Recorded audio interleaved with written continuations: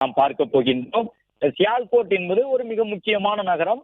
நதிநீர் படுகையை ஒட்டி அமைந்திருப்பதன் காரணமாக வணிக ரீதியாக முக்கியத்துவம் பெற்ற ஒரு நகரமாக பாகிஸ்தானிலே இருக்கின்றது. அங்கு ராணுவ நிலைகள் செயல்பட்டு வருகின்றன. அந்த ராணுவ நிலைகளில் தீவிரவாதிகளுக்கும் பயிற்சிகள் வழங்கப்பட்டு வருகின்றது.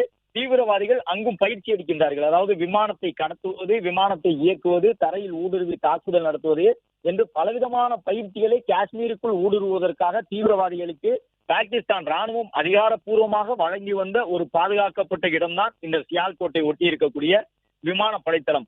அந்த விமானப்படைத்தளத்தை நாம் எப்படி தீக்கு இரையாக்கி இருக்கின்றோம் என்கின்ற கண்முன் சாட்சி காணொலியை தான் நாம் பார்த்து கொண்டிருக்கின்றோம்.